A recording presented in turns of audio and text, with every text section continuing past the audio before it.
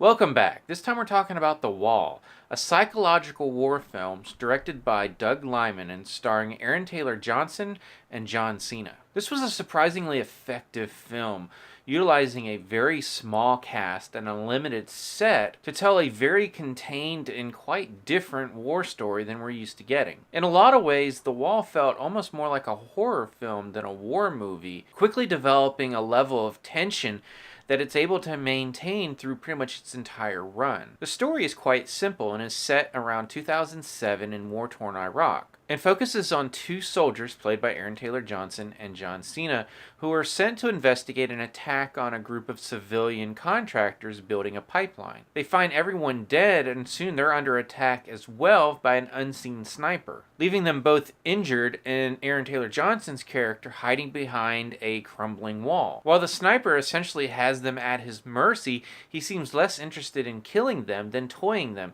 eventually beginning to communicate with Aaron Taylor Johnson's character via his radio. And this is where the psychological elements come into play, with the sniper, played by Laith Nakli, toying with Aaron Taylor Johnson's character, trying to get him to reveal information about why he's a soldier and what he does at home, and all kinds of things to get into his head. And that's essentially this movie, with Aaron Taylor Johnson stuck behind this wall and this sniper toying with him. And as I said, this is a very effective film.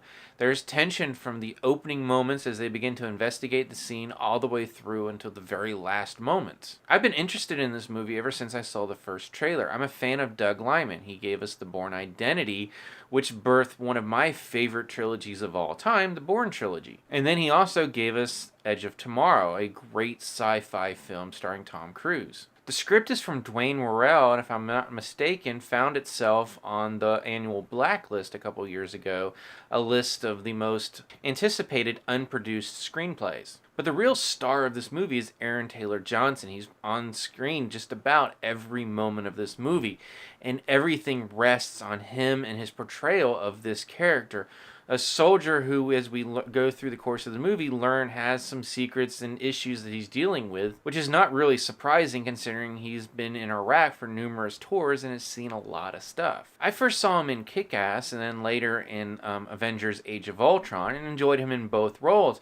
But it wasn't really until I saw him in Nocturnal Animals, a film that I particularly didn't like but enjoyed the performances, and he was one of those I enjoyed. But if that film was the one that got us to sit up and take notice, this is the film where he makes good on that promise, because he is really, really good in this movie, and one of the best reasons to go see it. If you like stories that are very contained to like one location for the majority of its runtime, this is that kind of movie, and I think you'll enjoy it. It's not trying to tell a message. It's not trying to be really political in any kind of way. Instead, it's just this situation where we have one character essentially having complete control over the other, and how they both react to that situation. So if you've seen The Wall, what did you think about it? And what did you think of Aaron Taylor Johnson's performance? As always, you can subscribe to my channel, check out some of my other reviews, and until next time, I'll see you at the movies.